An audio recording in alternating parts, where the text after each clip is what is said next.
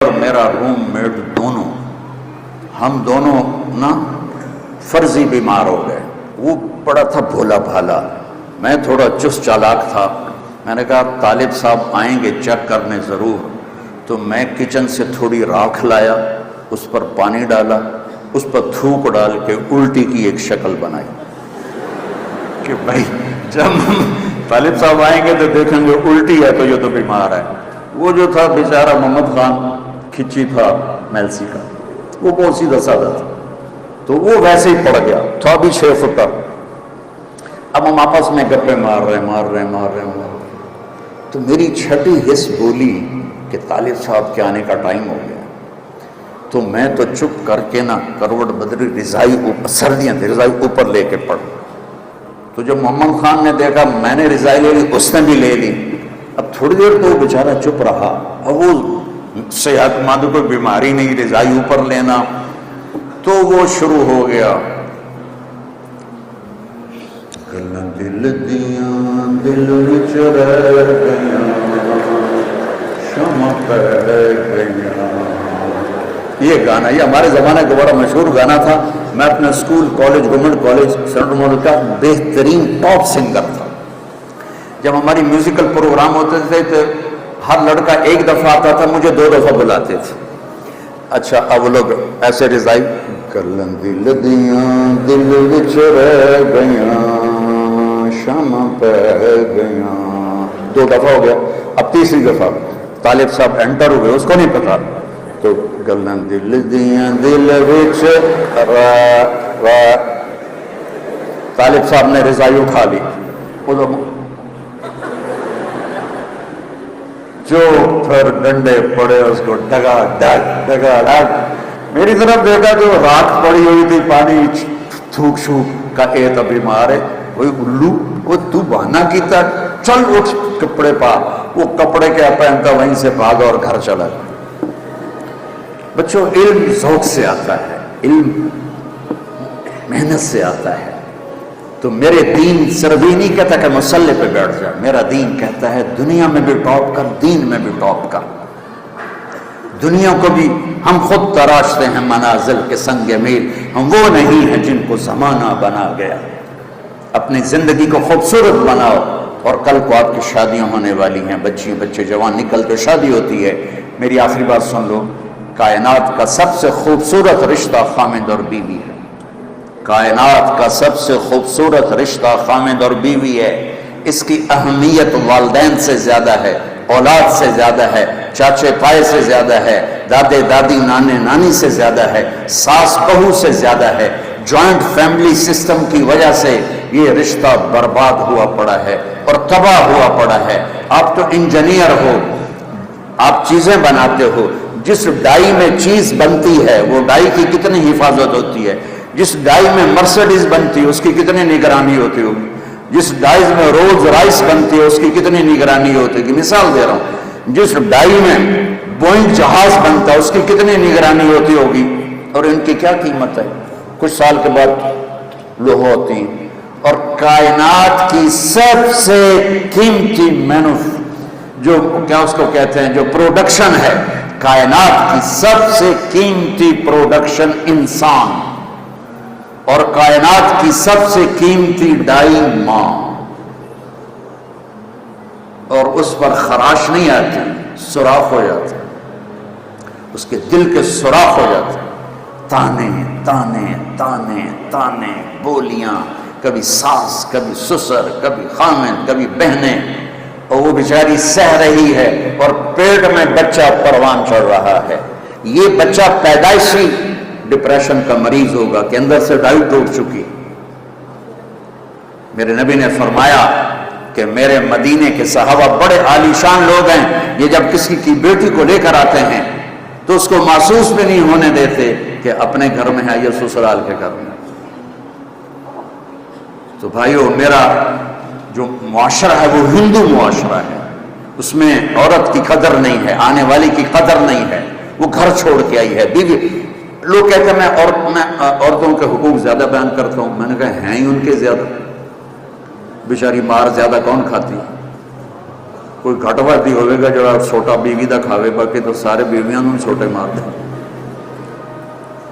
کیونکہ میرے پاس جو کیسز آتے ہیں اس میں 95% مردوں کی سسرال کی زیادتی ہوتی ہے، 5% کوئی عورت بچی بے وقوف ہوتی ہے جو اپنا گھر برباد کر دیتی بد زبانی کی وجہ سے یا بد اخلاقی کی وجہ سے. تو بھائیو یہ بہت خوبصورت رشتہ ہے، اس کے لیے سینکڑوں آیات اللہ تعالیٰ نے قرآن میں اتاری ہیں. اچھے خامند بنو، اچھی بیوی بنو. اور ایک چھوٹا سا نسخہ بتاتا، صبر کرنا سیکھ، بولو نہیں، چپ رہو، کوئی بھی آہ نہ کر لبوں کو سی، عشق ہے دل لگی نہیں، سینے پہ تیر کھائے جا، آگے قدم بڑھائے جا، یعنی زبان حال سے کہہ دے کہ ہاں ستائے جا.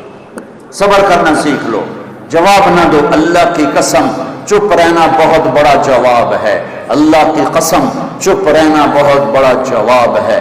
اللہ کی قسم چپ رہنا بہت بڑا. ان بیٹیوں سے خاص طور پر کہتا ہوں کہ ہمارا سسرالی معاشرہ بہت سخت ہے، بہت سخت ہے. زبان بند کرنا سیکھ لو، تمہارے صبر پر تو اللہ دروازے کھولے گا. بولنے پر مزید لڑائیاں جھگڑے. کس گھر میں جھگڑا نہیں ہوتا؟ کائنات کا حسین جوڑا علی و فاطمہ.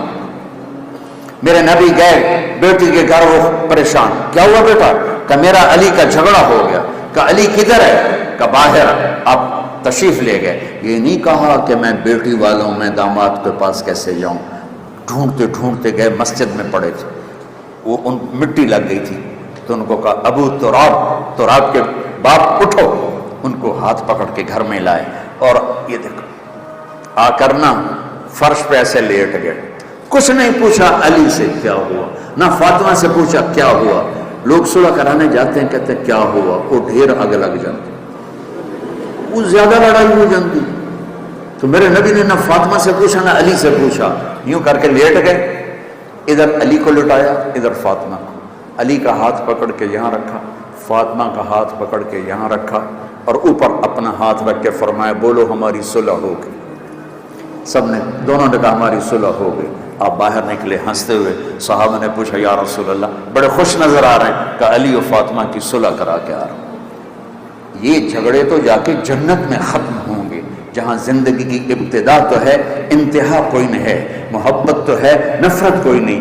جوانی ہے، بڑھاپا نہیں. صحت ہے، بیماری نہیں. آپ کو سب سے چھوٹا جنتی سنو، سب سے چھوٹا، ایک کمرے والی جنت سمجھ، ایک کمرے والی. یہ اس کا نام ہوگا جوہینا، قبیلہ جوہینا. میرے نبی نے فرمایا سب سے آخر میں جہنم سے نکلے گا اور کٹ کھاندہ کھاندہ اللہ معاف کر کے جب جنت کے دروازہ اس کے لیے کھلے گا تو آگے ایک نوکر ہو، اس کو دیکھ کر یوں ہو جائے گا. کہے گا سرکار کیا ہوا؟ کہ تم فرشتے ہو؟ کہے گا میں فرشتہ نہیں، میں آپ کا نوکر ہوں، پوچھو. تو آگے چلے گا تو ایسے لائٹ پڑے گی جیسے یہ لائٹ پڑ رہی، تو وہ پھر سجدے میں چلا جائے گا. کہے گا آقا کس کو سجدہ ہے؟ کہا اللہ کو.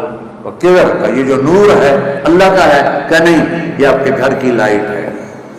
آگے چلے گا 80,000 نوکر اس کو گاڈ آف آنر پیش کریں گے. 80,000 نوکر گاڈ آف آنر، اور کہیں گے آقا آپ کہاں رہ گئے تھے؟ ہم تو انتظار کر کر تھک گئے. کہے گا شکر کرو میں آئی گیا جی، بڑے لطر پہ جو میں نے. اور اس کے لیے کارپیٹنگ ہوگی، 40 سال اس پہ چل سکے گا. آگے ایسے تخت پر سونے چاندی سرخ یاقوت کا تخت ہوگا. ہائٹ کتنی ہو جائے گی؟ 130 فٹ. 130 فٹ ہر مرد عورت کی ہائٹ ہوگی، جس پر اللہ نے ابابا آدم اور اماں حوا کو پیدا کیا. ایک دفعہ نوجوان کہنے لگا ایڈے بڑے قد نو لے کے اسی کی کرنا ہے. میں نے کہا تیرا تو قد ہے 5 فٹ 8 انچ، اور جب تو جنت میں جائے گا تو حور کا قد ہے 130 فٹ.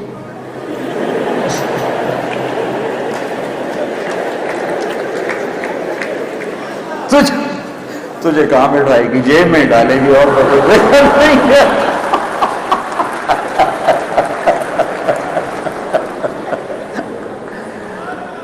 دیکھو بیٹو بیٹیو، ہمارا culture boy friend girl friend نہیں ہے، ہمارا کلچر شادی ہے. نکاح ہے اور ماں باپ کی رضامندی کے ساتھ. اور ماں باپ سے کہتا ہوں اللہ کے واسطے اولاد کی چاہت کا خیال کرو، جنہوں نے زندگی گزارنی ہے. قبول کیا ماں تو نہیں کہتی، بیٹی کہتی. قبول کیا باپ تو نہیں کہتا، بیٹا کہتا ہے. تو جس نے قبول کرنا اس کی چاہت تو نہیں، بس ایسے ہی کرنی، نہیں تو جا ایسے ہی کریں گے تو جا، اپنے برادری میں کرنی، باہر نہیں کرنی. یہ بت توڑ دو اللہ کے واسطے. اپنے بچے بچی کی پسند کا خیال کرو. اور بچوں سے کہتا ہوں اتنے باغی نہ ہو جاؤ کہ کورٹ میں پہنچ جاؤ کہ ہم سول کورٹ میرج کر لیں گے. اگر ماں باپ نہیں مانتے ہم کورٹ میرج کریں گے. ماں باپ کی دعا نہ ملی تو کامیابی نہیں ملتی ہے. ماں باپ سے کہتا ہوں یہ اتنی شدت نہ دکھاؤ کہ تمہاری اولاد پس کے رہ جائے. جس نے کہنا ہے میں نے قبول کیا اسے قبول ہی نہیں تو کیسے زندگی نبھے گی. قبول کیا واجب لفظ ہے، واجب واجب. کماری لڑکی سائن کر دے تو یہ قبول کیا ہے. اور بیوہ یا مطلقہ کی شادی ہو رہی ہو تو سائن کافی نہیں، اسے زبان سے کہنا ہوگا قبول کیا. مرد کو کہنا ہوگا قبول کیا.